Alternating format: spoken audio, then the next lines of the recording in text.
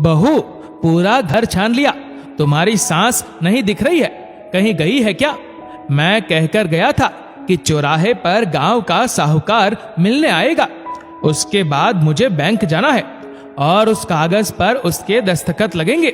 घर में नहीं है, बात की गंभीरता को वो कभी समझती नहीं है। उसकी इसी आदत से परेशान रहता था। कोई भी प्यार से कुछ कह दे तो उसके काम में लग जाती थी। न जाने अब किसके काम में लग गई जो मेरी बातों को अनसुना कर गई। कैलाश बाबू अपनी बहू गरिमा से कहती है। गरिमा जीभ को दांतों तले दबा कर बोली, माफी चाहूंगी पापा जी, वो मैंने ही मम्मी जी को अपने दोस्तों के लिए समोसे लाने बस चौराहे पर भेजा था। वो आपको वहां मिली नहीं क्या? ऐसा ना हो कि मेरी सहेलियां आ जाए और समोसा ना आए। सोचिए कितनी बदनामी होगी। और किस कागज पर मम्मी जी के दस्तखत चाहिए? कैलाश बाबू बोले, बहू तुम भी हद करती हो। घर में तुम्हें और कोई नहीं मिला, नौकर है उसे भेज देती। आज नहीं गया तो फिर अगले हफ्ते जाना पड़ेगा। ये कमला भी बातों को बिल्कुल नहीं समझती है। गरिमा की नजर उनके थैले पर गई और वो बोली, पापा जी आपने बताया नहीं कि आपको बैंक क्यों जाना था? कैलाश बाबू बोले, कुछ नहीं बहू, मैं आता हूं। तभी दरवाजे पर गरिमा की सहेलियां आई। गरिमा उन्हें देखने चली गई, पर उसका ध्यान अपने ससुर के थैले पर भी था। उन लोगों को बैठाकर वो सांस के कमरे की तरफ गई तो देखा कि कैलाश बाबू इधर उधर कुछ ढूंढ रहे और परेशान दिख रहे थे। गरिमा बिना दस्तक दिए कमरे में घुस गई और बोली, देखिए ना पापा जी, मेरी सहेलियां आ गई, पर मम्मी जी अभी तक समोसे लेकर नहीं आई। अचानक से आवाज सुनकर कैलाश बाबू के हाथ से थैला गिरा और उसके अंदर से पैसों के बंडल निकले। गरिमा बोली, पापा जी इतने सारे पैसे किसके हैं, कहां से आए? कैलाश बाबू ने जल्दी से उन पैसों को उठाकर पैकेट में डाला और बैग का चैन बंद किया और बोले, बहू वो जमीन का एक छोटा सा टुकड़ा जो बहुत दिनों से विवादों में घिरा था, उसी को बेचने के लिए मैंने साहूकार को बुलाया था। वो जमीन बिक गई तो आधे पैसे मिल गए। इन्हीं पैसे को तो जमा करने के लिए मुझे बैंक जाना था। अब देखो ना, गोदरेज की चाबी मुझे मिल नहीं रही है। लगता है तुम्हारी सांस अपने कमर में लटकाए घूम रही होगी। गरिमा की आंखों से मानो लालच टपक रहा था। वो बोली, पापा जी घर में अभी बहुत सारे मेहमान आए हैं, क्या आप तब तक इसे हाथ में लेकर घूमते रहेंगे? कैलाश बाबू बोले, इसीलिए तो बहू मैंने सोचा था तुरंत के तुरंत इसे बैंक में जमा कर दूंगा और अगले हफ्ते कमला का अस्पताल में दाखिला करवा दूंगा। बेचारी 2 सालों से यूट्रस की परेशानी से जूझ रही है, उसका दर्द मुझसे अब देखा नहीं जाता। गरिमा बोली, पापा जी वो तो बात की बात है, पहले इस पैसे को तो संभाल के रखना होगा। कैलाश बाबू बोले, अब मैं इसी कमरे में बैठा रहता हूं जब तक कमला नहीं आती है, और मैं कर भी क्या सकता हूं? गरिमा जल्दी से बोली, पापा जी अगर आप मुझ पर यकीन करें तो मैं ये पैसे अपने गोदरेज में रख देती हूँ और चाबी लाकर आपको दे देती हूँ। कैलाश बाबू बोले, बहू ये कैसी बात कर रही हो? तुम तो घर की हो, तुम पर तो विश्वास है, यही ठीक रहेगा। जब तक कमला नहीं आती है इन पैसों को तुम अपने गोदरेज में रख दो। मुस्कुराती हुई गरिमा उस बैग को सीने से लगाकर अपने कमरे में चली गई। गरिमा ने नौकरों को इशारे से कहा, सहेलियों को चाय और कॉफी दे, और वो अपने कमरे में चली गई। कमरे में जाकर सबसे पहले गरिमा ने उन पैसों को देखा तो उसकी आंखें खुले की खुले रह गई। उसमें करीब 3 लाख रुपए थे। गरिमा ने कुछ पैसे निकालकर अलग रख लिए और उस पैकेट को गोदरेज में रख दिया और फिर सहेलियों के साथ बैठ गई। थोड़ी देर में कमला जी आई तो गरिमा बोली, ये क्या मम्मी जी, मेरी सहेलियां कब से आकर बैठी है और आपको समोसा लाने में इतनी देर लग गई। कमला जी बोली, अब क्या कहूँ, बीना बहन रास्ते में मिल गई थी। वो स्वेटर का एक डिजाइन पूछने लगी, उसी को बताने में लेट हो गया। अच्छा सुनो बहू, तुम्हारे ससुर जी आ गए क्या? गरिमा बोली, हाँ हाँ मम्मी जी, वो आपको ही ढूंढ रहे थे। शायद बाथरूम में नहाने के लिए गए हैं। आप ऐसा कीजिए, ये लीजिए मेरे गोदरेज की चाबी, और मेरे गोदरेज के सामने ससुर जी का काला बैग होगा, उसको ले जाकर अपने गोदरेज में रख लीजिए। पैसों का मामला है, मैं रिस्क नहीं लेना चाहती।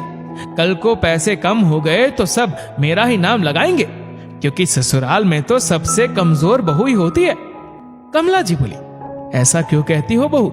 हर घर में छोटी मोटी बातें होती रहती है, पर किसी बात को मन पर नहीं रखना चाहिए। ठीक है, तुम अपनी सहेलियों के साथ बैठो, मैं वो बैग लेकर अपने कमरे में जाती हूँ। मैं भी थक गई हूँ। कमला जी को पहले हैरानी हुई, क्योंकि गरिमा अपने कमरे का भी दरवाजा बंद रखती थी और वो उन्हें गोदरेज की चाबी दे रही थी। फिर भी वो गई, गोदरेज खोला और अपने पति के बैग को तो वो पहचान गई, तो उसे लेकर अपने कमरे में चली गई। थोड़ी ही देर में कैलाश बाबू आए। मैं तुम्हें कहकर गया था कि मैं आऊंगा तो तुम घर पर रहना, पर तुम मेरी एक बात को भी गंभीरता से नहीं लेती हो। और क्या जरूरत थी तुम्हें बाजार जाने की, जब जानती हो ज्यादा चलने से तुम्हें पेट में दर्द होने लगता है। बेटे के सामने इतनी मिन्नतें की तुमने कि वो तुम्हारा ऑपरेशन करवा दे, पर 2 साल से कुछ ना कुछ बहाना बना रहा है। जब मैं जुगाड़ लगाता हूं तो तुम गायब हो जाती हो। कमला जी बोली, आप जिस काम के लिए मुझे ढूंढ रहे थे वो तो मैंने कर दिया। कैलाश बाबू बोले, कौन सा काम? कमला जी बोली, वो जो आपने बहू को बैग दिया था वो लाकर अपने गोदरेज में रख दिया है, और देखिए ताला लगाकर चाबी अपने पास में ही रखी है। कैलाश बाबू बोले, तुमने चेक कर लिया और ठीक से रख लिया है ना? कमला जी बोली, हाँ हाँ, पूरा बैग उठाकर अंदर रख दिया है। आप पहले भी मुझे बुद्धू और आज भी वही समझते हैं। कैलाश बाबू बोले, कमला तुम बुद्धू नहीं, जरूरत से ज्यादा सीधी हो, किसी पर भी भरोसा कर लेती हो, और ये दुनिया बहुत बुरी है, अपने भी नहीं कुछ सोचते। कमला जी बोली, आप कितना सोचती है, इतना मत सोचा कीजिए। मुझे तो आपकी चिंता होती रहती है कि कल को अगर मैं नहीं रही तो कौन आपका ख्याल रखेगा। कैलाश बाबू बोले, ऐसा मत कहो कमला, सभी रिश्तों को देख लिया और ये भी जान गया कि कौन अपने हैं और कौन मतलबी है। पति पत्नी का ही एक रिश्ता ऐसा होता है जो निस्वार्थ भाव से एक दूसरे के लिए सोचता है, वरना तो अपनी औलादे भी जरूरत के समय हाथ पीछे कर लेती है। कमला जी बोली, आप क्यों बेटे विनय की बात को सोच सोच कर अपना मन दुखी करते हैं? अब उसके ऊपर अपनी पत्नी की भी जिम्मेदारी है। आप तो बहू को जानते हैं, उसके हाथ बहुत खुले हैं। अब वो अपनी पत्नी के शौक पूरे करेगा कि माँ की बीमारी को ठीक करेगा। छोड़िए इन बातों को, चलिए चाय पीते हैं। कैलाश बाबू कमला जी की बीमारी को लेकर बहुत सजग थे। वो रिस्क नहीं लेना चाहते थे, तो शहर के सबसे बड़े अस्पताल में उन्होंने फोन किया और पत्नी के ऑपरेशन के लिए डेट लिया। उसी शाम विनय, जो कुछ दिन के लिए दूसरे शहर गया था, वो लौट कर आया और बोला, पापा आपने गांव की कोई जमीन बेची है क्या? मुझसे पूछना जरूरी भी नहीं समझा। कैलाश बाबू बोले, अच्छा तुम्हारे सूत्रधारों ने तुम तक खबर पहुंचा दी। अब क्या करे बेटा, तुम्हें तो अपनी माँ की चिंता है नहीं, पर मुझे तो अपनी पत्नी की चिंता होगी। और वो जमीन मैंने अपने पैसे से खरीदी थी तो मैंने बेच दी, इसमें पूछने की क्या जरूरत है? विनय बोला, आपको हो क्या गया है? मैं माँ का कोई दुश्मन नहीं हूं। अभी करवा चौथ पर आपकी बहू को लाखों का हार दिया था तो मेरा हाथ खाली हो गया। कैलाश बाबू बोले, वही तो बात है बेटा, पिछले 2 सालों से तुम हार ही खरीद रहे हो, पर ऐसा ना हो कि अपनी माँ को तुम हार जाओ, क्योंकि वक्त अपने हिसाब से चलता है, हमारे हिसाब से नहीं। विनय बोला, ठीक है, आपने अगर जमीन बेच दी है तो माँ के इलाज के बाद जो पैसे बचे हैं कुछ पैसे मुझे दे दीजिएगा।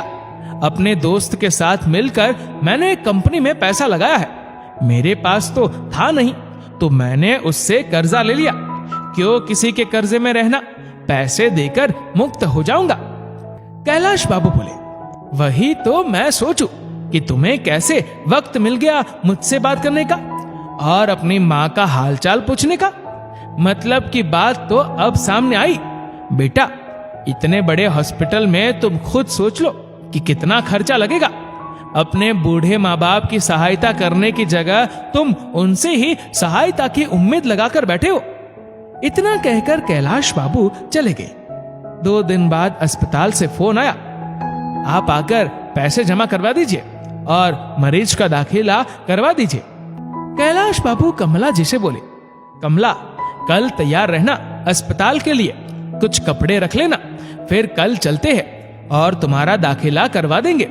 जल्दी तुम अपने परेशानियों से मुक्त हो जाओगी। कमला जी हंसकर बोली, कौन कहता है कि पति जब तक नौकरी करता है तभी तक बीवी का ख्याल रखता है। आप तो उम्र के अंतिम पड़ाव पर भी खुद से ज्यादा मेरा ख्याल रखते हैं। कैलाश बाबू बोले, तुम हो तो मैं हूं, तुम नहीं तो मैं कुछ भी नहीं। जब तुम इस घर में नहीं रहती तो अब ये घर भी अच्छा नहीं लगता। अगले दिन कैलाश बाबू ने पैकेट निकालकर सबसे पहले थैले में रखा और पत्नी को अस्पताल ले जाने लगे तो एक बार अपने बेटे से बोले, विनय, क्या तुम साथ चलोगे? विनय कुछ कहता उससे पहले गरिमा बोली, अस्पताल में 1 से ज्यादा लोगों को जाने नहीं देते हैं और ये वहां जाकर क्या करेंगे? कोई घर को भी संभालने के लिए होना चाहिए। आप मम्मी जी को संभाल लीजिए, ये यहां सब देख लेंगे। कमला जी बोली, सही तो कह रही है, आप मेरे साथ है तो क्यों बेचारी को परेशान कर रहे हैं। चलिए हम चलते हैं। और वो दोनों अकेले चले गए। कैलाश बाबू खुश थे कि कमला जी अपने दर्द से मुक्त हो जाएंगी। उन्होंने पैकेट दिया। नर्स कमला जी को अंदर ले गई। कैलाश बाबू एक कोने में जाकर बैठ गए। थोड़ी देर में काउंटर से डॉक्टर आकर बोले, कैलाश बाबू, आपने कहा था कि पूरे पैसे जमा करवा रहे हैं, पर इसमें तो 1 लाख कम है। कोई बात नहीं, ऑपरेशन तो हमने शुरू कर दिया। खत्म होने के बाद आप बचे हुए पैसे भी जमा कर दीजिएगा। कैलाश बाबू बोले, ऐसा कैसे हो सकता है? उसमें तो पूरे 3 लाख थे। डॉक्टर बोले, आप देख सकते हैं, आपके सामने अभी पैसे गिने जा रहे हैं और आपको विश्वास ना हो तो आप सीसीटीवी कैमरा में चेक कर सकते हैं। कैलाश बाबू एक पल को उस वक्त को याद करने लगे, फिर बोले, नहीं नहीं डॉक्टर साहब, हमें दूसरे क्या ठगेंगे, हमें तो हर बार अपने ही ठगते हैं। आप कमला का ध्यान रखेगा, मैं आता हूं। इधर विनय चिंता में बैठा था तो गरिमा बोली, आप इस तरह चिंता में क्यों बैठे? आज हमारी सबसे बड़ी परेशानी खत्म हो जाएगी। मम्मी जी का इलाज हो जाएगा तो हम मसूरी घूमने चलेंगे। विनय बोला, कहीं पैसा लगाया था वह भी नहीं मिला और घूमने के लिए करीब 1 लाख लगेगा। अगर वो पैसे आ जाएंगे तब जाएंगे, पर अभी तो मैं सोच भी नहीं सकता। गरिमा बोली, बस इतनी सी बात? आप मेरा इतना ख्याल रखते हैं और मैं आपके सर से इतने से पैसे का बोझ भी कम नहीं कर सकती। जरा रुकिए। फिर गरिमा ने उसके सामने गोदरेज खोला और 2000 के नोटों के बंडल से पंखा जलते हुए बोली, पतिदेव, आप बस मेरी चिंता किया कीजिए, मैं किसी और चिंता को आपके पास आने ही नहीं दूंगी। विनय बोला, इतने सारे पैसे कहां से लाई? गरिमा बोली, आप आम खाओ, गुठली मत गिनो, आपकी यही आदत मुझे अच्छी नहीं लगती। विनय बोला, सच कहती हो, सबकी चिंता कर करके आधा हो गया। अब मुझे किसी से कोई मतलब नहीं। अब तो पक्का हम मसूरी घूमने चलेंगे। तभी उधर से कैलाश बाबू आए और ताली बजाते हुए बोले, वाह बहू, तुमने अपने लोभ को पूरे करने के लिए मेरी जीवन साथी की जान जोखिम में डाल दी। शर्म नहीं आई तुम्हें अपने ही घर में चोरी करते हुए? गरिमा के पसीने छूट रहे थे, फिर भी वो खुद को संभालते हुए बोली, ये क्या कह रहे हैं पापा जी? सोच समझकर बात कीजिए, मैंने कौन सी चोरी की है? कैलाश बाबू बोले, उस दिन जब तुम पैसे संभाल कर रखने की बात कह रही थी तब मुझे शक हुआ था। फिर मैंने सोचा तुम्हारी सास भी तो तुम्हारी माँ जैसी है, उसकी तकलीफ को देखते हुए तुम कोई गलत हरकत नहीं करोगी। पर मैं गलत था जो अपने सुख के लिए अपने पति को गलत रास्ते पर चला सकती है, वो तो कुछ भी कर सकती है। विनय बोला, आप दोनों में से कोई मुझे बताएगा कि आखिर बात क्या है? कैलाश बाबू ने पूरी घटना विनय के सामने रख दी। फिर वो बोला, पापा, आप जो कह रहे हैं उससे कहां साबित होता है कि गरिमा ने उस बैग से पैसे निकाले थे? कैलाश बाबू ने तुरंत गरिमा के हाथ से वो बंडल लिया और उसका नंबर बताया। विनय की आंखें शर्म से झुक गई। विनय ने गुस्से में आकर गरिमा को एक थप्पड़ लगाया और बोला, तुम्हारी इस हरकत का कहीं ना कहीं मैं भी जिम्मेदार हूं। आज अपने ही घर में चोर बन गया हूं। कैलाश बाबू बोले, तुम दोनों पति पत्नी अपने झगड़े सुलझाते रहो, मुझे अपनी पत्नी की जान बचानी है। और विनय, तुम अपना रहने का इंतजाम ऊपर वाले हिस्से में कर लो। नीचे के हिस्से में मैं शांति से कमला के साथ रहना चाहता हूं और इस बात पर कोई वाद विवाद नहीं होगा। मैं नहीं चाहता कमला जब घर आए तो उसके सामने रोना धोना हो, क्योंकि जिस बच्चे को हमने पढ़ा लिखा कर काबिल बनाया उसने तो माँ के लिए कुछ किया नहीं, तो अब मुझे ही कठोर कदम उठाने होंगे। इतना कहकर वो चले गए। उनके जाते ही गरिमा बोली, पापा जी ऐसे कैसे कर सकते हैं? विनय बोला, चुप हो जाओ, तुम भूल रही हो ये घर उनका है। अब जीवन भर नजरें झुकाकर रहना होगा, वरना इस घर से अपना सामान समेटने की तैयारी करो। मेरी तो औकात नहीं है। करीब एक हफ्ते बाद जब कमला जी लौट कर आई तो सब कुछ खाली खाली लग रहा था। कैलाश जी से पूछा तो वो बहू के सामने बोले, कमला, तुम्हारी बहू अपनी पुरानी भूल को सुधारना चाहती है, इसीलिए वो तुम्हारी सहूलियत के लिए ऊपर वाले हिस्से में रहेगी। नीचे तुम रहो और अपना पुराना शौक पूरा करो। तुम्हें छोटे बच्चों को पढ़ाना अच्छा लगता था तो तुम बेझिझक करो। क्यों बहू, मैं सही कह रहा हूं ना? गरिमा ने चुपचाप हाँ में सर हिला दिया। कैलाश बाबू अपने पेंशन के पैसे से अपना और अपनी पत्नी का खर्चा चलाते। कभी विनय पैसे से मदद करना चाहता तो कैलाश बाबू बोलते, दूध का जला छाछ भी फूक फूक कर पीता है। पूरी जिंदगी सर उठाकर जिया हो, अब आखिरी समय में अपने हाथ नहीं फैलाना चाहता। तुम अपनी जरूरतों को पूरा कर लो, मेरे लिए वही बहुत है। बस अपनी माँ को कभी मत ठगना, वरना वो अंदर से टूट जाएगी। एक माँ को दुखी करना जीवन का सबसे बड़ा पाप होता है बेटा। मैं नहीं चाहता कि तुम इस पाप के भागीदार बनो। दोनों अपनी अपनी जिंदगी जीने लगे और उस दिन की घटना को कभी किसी ने कमला जी के सामने आने नहीं दिया। कमला जी बार बार शक की दृष्टि से कैलाश बाबू को देखती और कहती, आखिर आपके बेटे बहू सही रास्ते पर कैसे आ गए? आपने ऐसा क्या किया? कैलाश बाबू मुस्कुराकर कहते, बेटा बेटा ही रहता है, बाप बाप ही रहता है, बस इतना याद रखो। फिर कमला जी कुछ नहीं पूछती और जिंदगी कटने लगी। दोस्तों, चंद पैसों के लिए क्या हम अपने जन्मदाता को भी धोखा दे देते हैं? क्या हमारी आत्मा हमसे सवाल नहीं करती कि जिसने अपने खून पसीने से हमारी रचना की, उसको ठगते समय क्या हमारी आत्मा हमसे सवाल नहीं करती? दोस्तों, इस वीडियो को आप किस तरह से देखते हैं नीचे कमेंट करके जरूर बताएगा। और अगर आपको वीडियो अच्छा लगा हो तो इस वीडियो को लाइक करेगा, शेयर करेगा ज्यादा से ज्यादा लोगों तक, और ऐसे ही और भी इंस्पिरेशनल वीडियोस के लिए सब्सक्राइब करें हमारे यूट्यूब चैनल को और फेसबुक पर फॉलो करें हमारे पेज को। धन्यवाद।